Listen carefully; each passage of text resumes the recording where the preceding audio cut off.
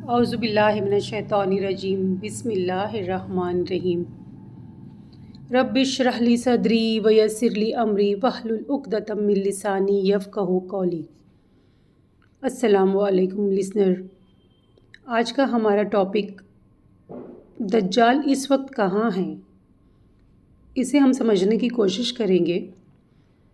صحیح مسلم کی روایت ہے، عامر بن شرجیل اشجعی نے فاطمہ بنت قیس رضی اللہ عنہ سے کہا، آپ مجھے کوئی ایسی حدیث سنائیں جسے آپ نے نبی پاک سے سیدھی سنی تھی اور ابھی تک کسی کو نہیں بتائی ہے۔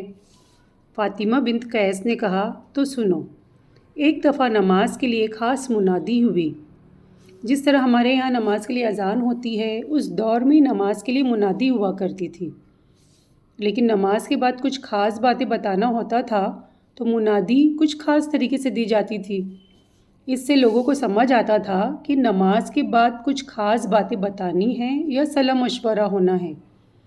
فاطمہ بن قیس کہتی ہیں، اس منادی کو سن کر میں بھی مسجد چلی گئی اور مردوں کے بعد جو عورتوں کی صف ہوتی ہے اس کی پہلی صف میں بیٹھ گئی۔ نماز کے بعد نبی پاک ممبر پر تشریف لائے، ان کے چہرے پر خوشی اور مسکراہٹ تھی۔ نبی پاک نے فرمایا، جو باتیں میں دجال کے بارے میں تمہیں بتایا تھا اس کی تصدیق کرنے کے لیے ایک شخص آیا ہے۔ یہ شخص تمیم الداری تھے اور یہ عیسائی عالم تھے اور حضور کے پاس اپنا قصہ بیان کرنے اور مسلمان ہونے آئے تھے۔ انہوں نے اپنا واقعہ سنایا کچھ اس طرح۔ وہ کہتے ہیں کہ میں 30 لوگوں کے ساتھ سمندری سفر پر تھا کہ بہت بھیانک طوفان آیا اور ہم 1 مہینے تک اس طوفان میں پھنسے رہے، اور جب طوفان تھما تو ہماری کشتی ایک جزیرے کے پاس تھی۔ اس کشتی سے ہمارے جہاز سے وہ جزیرہ نظر آیا۔ جزیرہ آئی لینڈ کو کہتے ہیں۔ ہم لوگوں نے جہاز کو لنگر ڈالی اور چھوٹی چھوٹی کشتیوں میں بیٹھ کر اس جزیرے کی طرف گئے۔ اب یہاں پر لوگوں کے ذہن میں آئے گا، جہاز میں تھے تو کشتیوں میں جانے کی کیا ضرورت؟ تو بہت سارے جزیرے ایسے ہوتے ہیں کہ جن کے ساحل ان ایون ہوتے ہیں، وہاں پر جہاز نہیں جا سکتا کیونکہ جہاز کافی بڑا ہوتا ہے، اسے زیادہ پانی کی ضرورت ہوتی ہے۔ تو جہاز کو گہرے پانی میں ہی لنگر ڈال کے کھڑا کر دیا جاتا ہے اور آئی لینڈ تک جانے کے لیے جہاز میں موجودہ چھوٹی چھوٹی کشتیوں میں بیٹھ کر جایا جاتا ہے۔ جزیرے پر پہنچنے کے بعد ہم نے ایک ایسی مخلوق دیکھی جو نہ انسانوں میں تھی نہ حیوانوں میں۔ اس کے سارے جسم پر گھنے لمبے لمبے بال تھے، نہ اس کا آگا سمجھ آتا تھا نہ پیچھا۔ ہم نے اس سے پوچھا کہ تو کون ہے؟ جواب نے اس سے کہا، میرا نام جساسہ ہے، میں کسی کا جاسوس ہوں۔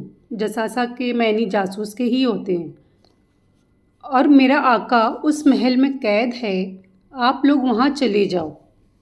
میرے آقا کو تمہارے آنے کا علم ہے اور وہ تمہارے بارے میں جاننے کا بڑا خواہش مند ہے۔ اب ہمارے پاس محل میں جانے کے علاوہ کوئی راستہ نہ تھا کیونکہ ہم سب جساسہ کو دیکھ کر بہت ہی ڈرے ہوئے تھے۔ ہمیں اسے دیکھ کر لگا کہ یہ شیطان ہے یا کوئی خوفناک شے، ہم اس کا مقابلہ کر سکیں یا نہ کر سکیں۔ ہمارے دل میں اس کو لے کر بہت زیادہ خوف طاری تھا اور اس کی بات ماننے کے علاوہ کوئی چارہ نہیں تھا۔ جب ہم محل پہنچے تو دیکھا کہ ایک بہت بڑا شخص زنجیروں میں قید تھا۔ اس کے دونوں ہاتھ سر کے پیچھے گردن سے بندھے ہوئے تھے، دونوں پیر گھٹنوں سے لے کر ٹخنوں تک مضبوطی سے زنجیر میں بندھے ہوئے تھے تاکہ وہ بھاگ نہ سکے۔ ہم اس کے سامنے گئے اور اس سے کہا، تیرے لیے ہلاکت ہو، تو کون ہے؟ اس نے کہا، پہلے میرے سوال کا جواب دو، پھر میں اپنے بارے میں بتاؤں گا۔ ہم نے کہا کہ پوچھو۔ اس نے پوچھا، تم لوگ کون ہو؟ ہم نے کہا، ہم عربی لوگ ہیں، عرب سے آئے ہیں۔ اور ہم نے اسے طوفان سے لے کر جساسہ کے ملنے اور اس تک پہنچنے کا تمام واقعہ سنایا۔ پھر اس نے پوچھا، مجھے بیسان کے بارے میں بتاؤ۔ بیسان को गार्डन ऑफ बैसान भी कहते हैं। ये फ़िलिस्तीन के एक शहर का नाम है जो आज भी है। उसने पूछा, ये बताओ क्या बैसान के दरख्त अब भी फल और फूल देते हैं? फल से मुराद खजूरें हैं। उसका मतलब था कि क्या अब भी बैसान के दरख्तों में खजूर लगते हैं? हमने कहा हाँ, देते हैं। इस पर उसने कहा, अनकरीब ये फल फूल देना बंद कर देंगे। फिर उसने पूछा, मुझे बहर तिब्रिया के बारे में बताओ। बहर तिब्रिया में अभी भी पानी मौजूद है? हमने कहा हाँ। तो उसने कहा, अनकरीब इसका पानी भी ख़त्म हो जाएगा।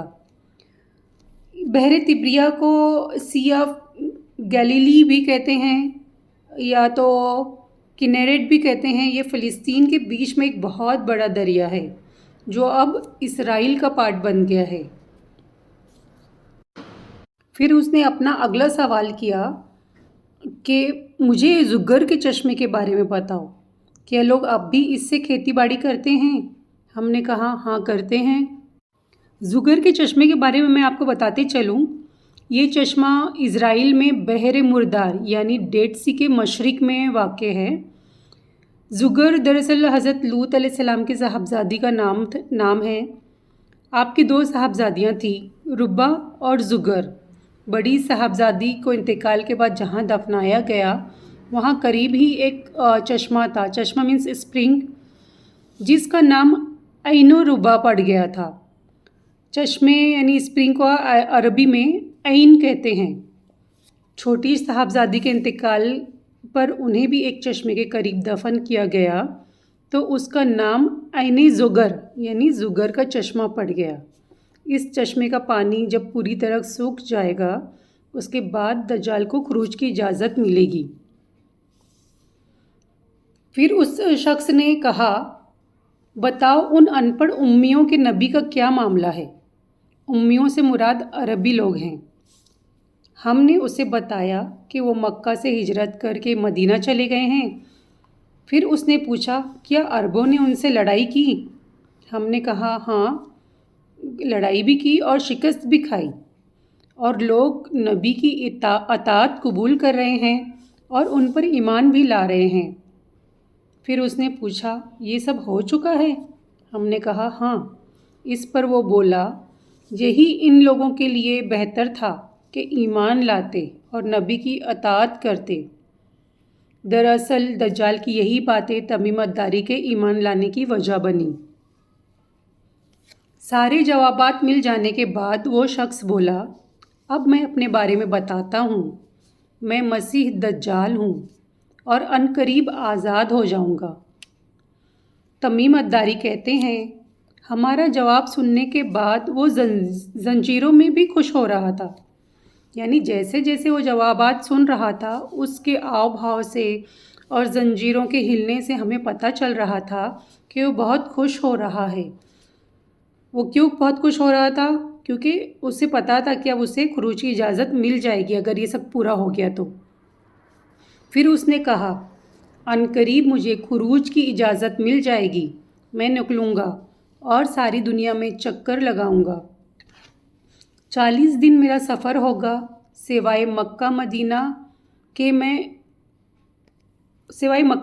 के, और कहा, ये 2 शहर मुझ पर हराम कर दिए गए हैं। अगर इनमें दाखिल होने की कोशिश करूँगा तो मेरा सामना फरिश्तों से होगा जो नंगी तलवार लिए खड़े होंगे और मुझे कत्ल कर देंगे। फ़ातिमा बिन कैस रज़ियल्लाहु अन्हा फरमाती हैं, नबी पाक ने अपना असा मीन्स वो लकड़ी जो इंसान लेकर चलता है या सहारे के लिए इस्तेमाल करता है, तो नबी पाक ने अपना असा ज़मीन पर मारते हुए कहा, हाज़ा तैयब, यानी ये तैयब है, यानी मदीना शहर तैयब है। इसीलिए मदीने शहर को तैयबा भी कहते हैं। मदीना ऐसी जगह है जहाँ दज्जाल दाखिल नहीं हो सकेगा। नबी पाक ने 3 मरतबा असा ज़मीन पर मारते हुए कहा, क्या मैं नहीं कहता था ये तैयब है, ये तैयब है, ये तैयब है? नबी पाक ने कहा, کہ مجھے تمیم داری کی یہ باتیں اچھی لگی۔ جو بات میں تم سے مکہ اور مدینے کے بارے میں بیان کرتا تھا اس سے خبردار ہو جاؤ۔ دجال شام اور یمن کے بیچ سمندر میں کہیں ہے، بلکہ وہ مشرق کی جانب ہے، اور اپنا ہاتھ مشرق کی طرف کیا۔ اب مدینے سے مشرق کی طرف عراق پڑتا ہے، یعنی خراسان۔ اس کا مطلب یہ نکلتا ہے کہ دجال شام اور یمن کے بیچ سمندر میں قید ہے، لیکن اس کا ظہور خراسان سے ہوگا۔ اس سے یہ بھی ثابت ہوتا ہے دجال نبی پاک کے زمانے میں بھی موجود تھا اور اب بھی زندہ موجود ہے۔ امید ہے آپ لوگوں کے علم میں اضافہ ہوا ہوگا۔ اب ہماری اگلی سیریز میں ہم جانیں گے دجال کے اصل نام، پیدائش، گھرانے وغیرہ کے بارے میں۔ جب تک کے لیے اللہ حافظ۔